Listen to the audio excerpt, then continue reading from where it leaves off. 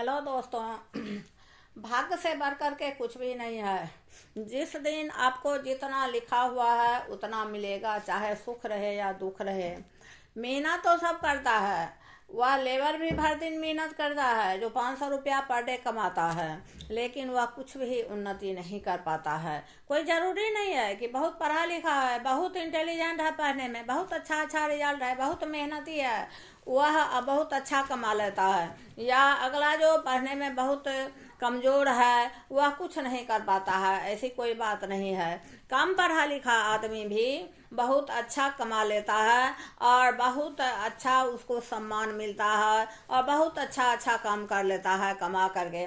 और बहुत पढ़ा लिखा जो है सो रोड पर मारे मारे फिरता है, अच्छा नॉलेज है, लेकिन उसको कोई पूछने वाला नहीं है। एक ठो पारो नाम की लड़की थी। 21 साल की उम्र में वह बेचारी विधवा हो गई। वह प्रेग्नेंट थी। कुछ दिन के बाद उनको बेचारी को एक लड़का हुआ। सोची कि मैं तो बहुत अभागिन लड़की हूँ, कम से कम मेरे बेटा का भाग्य बने। तो वह अपने बेटा का नाम भाग्यवादी रखी।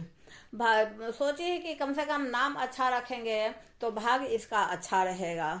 बेचारी किसी तरह, अपना पति नहीं था, कोई कमाने वाला नहीं था, जमीन जायदाद भी बेचारी को नहीं था, किसी तरह अपना बेटा को पाली पोसी।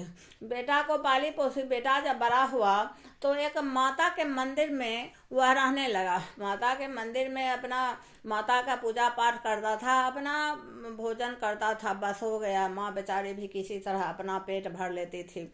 एक दिन लक्ष्मी जी बोली विष्णु भगवान से कि हे नारायण, यह लड़का जो है कितना छोटा है, कितना गरीब है, आप इस पर दया क्यों नहीं करते हैं। तो विष्णु भगवान बोले कि हम कुछ इसको दे भी देंगे तो इसके भाग्य में नहीं है, यह सुख नहीं कर पाएगा। तब लक्ष्मी जी जिद पर अड़ गई, नहीं इसको कुछ दीजिए, इसको कुछ दीजिए। भगवान बोले कि आप ही कुछ दे दीजिए।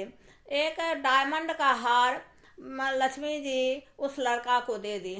वह डायमंड का हार लेकर के बेचारा बहुत खुश हुआ। वहां से चला अपनी माँ के पास, माँ को देने के लिए। रास्ते में एक चिल लेकर के उस हार को भाग गया। विष्णु भगवान बोले कि देखो तुम दी, हम तुमको मना किए और यह इसके भाग्य में नहीं है तो यह इसके पास नहीं रहा। बेचारा जा करके माँ को अपना कहानी सुनाया। माँ बेचारी दुखी हुई। फिर वह बेचारा गया ब्रह्मा जी के पास। ब्रह्मा जी एक अंगूठी दिए, हीरा का अंगूठी। ब्रह्मा जी को बहुत दया आया तो एक हीरा का अंगूठी दिए। सोचे कि इस हीरा के अंगूठी से यह लड़का जो है सो कुछ करेगा। वह हीरा के अंगूठी लेकर के जब जा रहा था तो बेचारे को बहुत ज़ोर से प्यास लगी। जब बहुत ज़ोर से प्यास लगी तो वह नदी में पानी पीने गया। जैसे ही नदी में पानी पीने के लिए ऐसे वो हाथ को ऐसे किया कि वह हीरा का जो अंगूठी था वह पानी में गिर गया। वह उसको मछली निगल गई। फिर बेचारा लौट करके आया और माँ को बोला। तो माँ बोली कि तुम कमाते उमाते कुछ नहीं हो, प्रतिदिन एक नया नया कहानी लेकर के आते हो, यह सब झूठी बात है, नहीं तुमको हार मिला है, नहीं अंगूठी मिला है। फिर बेचारा लौट करके गया तो ब्रह्मा जी बोले कि तुम्हारा भाग्य कहीं नहीं बदलेगा, तुम जाओ भोलेनाथ के गेट पर खड़ा रहना और भोलेनाथ का सिर्फ पूजा करना, वही तुम्हारा भाग्य बदल सकते हैं। प्रतिदिन वह बेचारा जाने लगा भोलेनाथ के मंदिर में और प्रतिदिन अपना पूजा करता था। प्रतिदिन जब पूजा करता था तो फिर विष्णु भगवान बोले कि हे भोलेनाथ, इसके भाग्य को आप बदल दीजिए। तब भोलेनाथ सोचे, बोले कि अच्छा, इसके भाग्य को मैं बदल सकता हूँ।